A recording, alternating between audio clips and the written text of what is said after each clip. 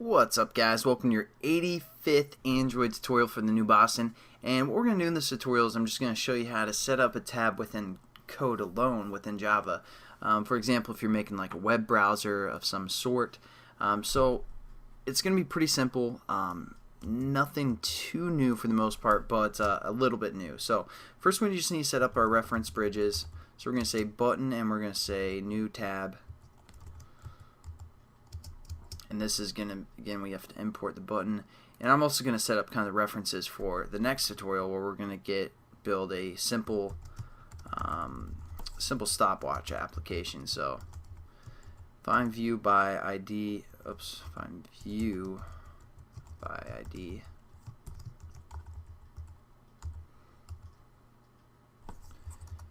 And so again, just set up a couple of these references. For this one, we're just going to use one button, but we're going to also set up our button start and our button stop for our stopwatch for our next application. So, pretty boring stuff here. Probably should have just clipped the video and done this, save you guys the hassle. But now we're also going to add our on-click listener, so we're going to say new tab dot set on-click listener this, and we're going to implement on-click, and we're going to set up just a switch in case here.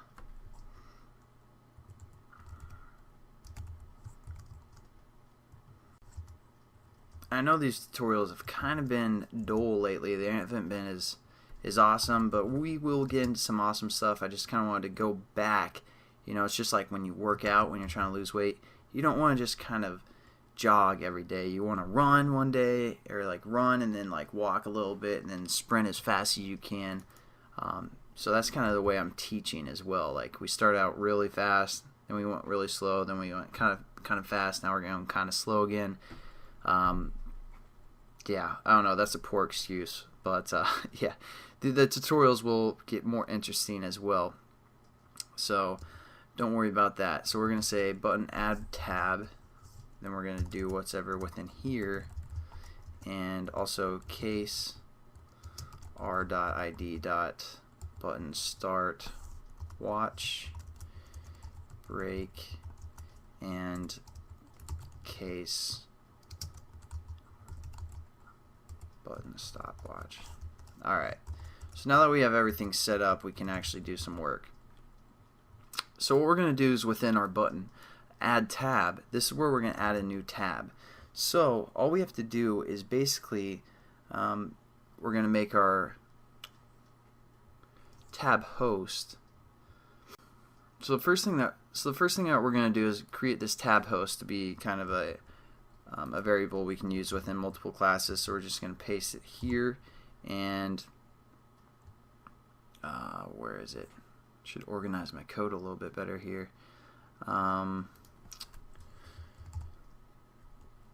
So there we go. So now we can use our tab host within our on-click method. Hopefully you guys know why by now. And then what we're going to do is we're going to say we're going to set up a new spec. So we're going to say tab spec, and we're going to call this rspec, something like that.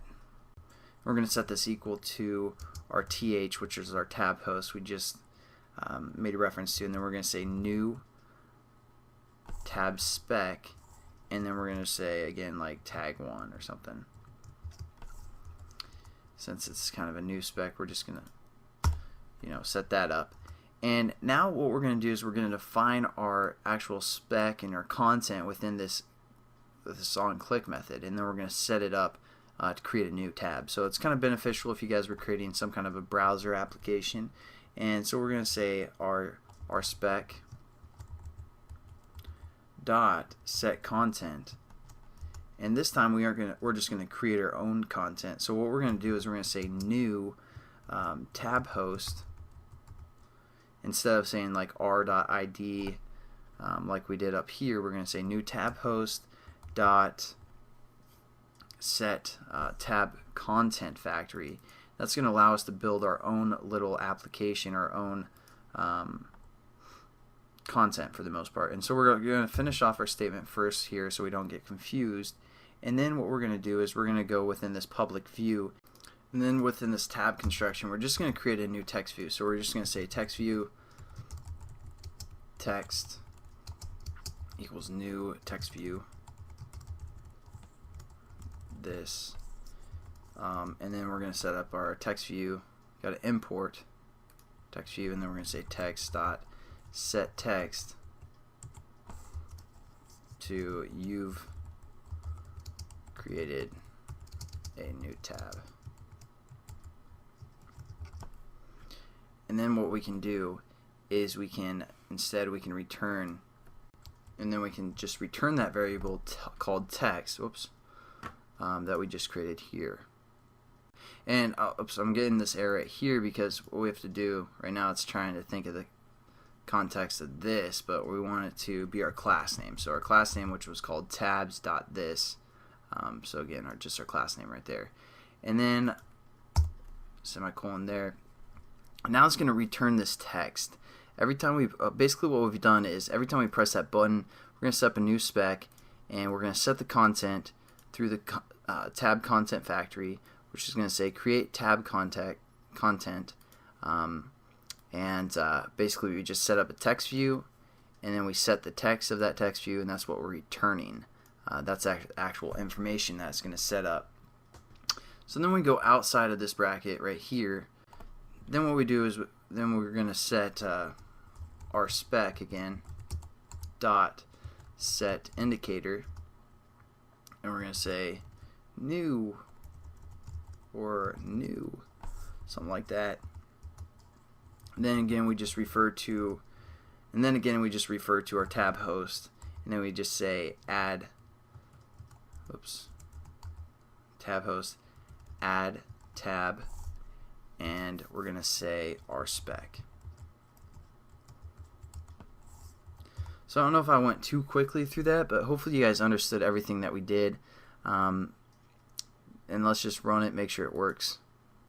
But just remember back to the beginning of this series where you guys would look at something like this and you'd be like, what the heck is he talking about? And now I bet you guys can kind of look through this and figure out everything that's going on.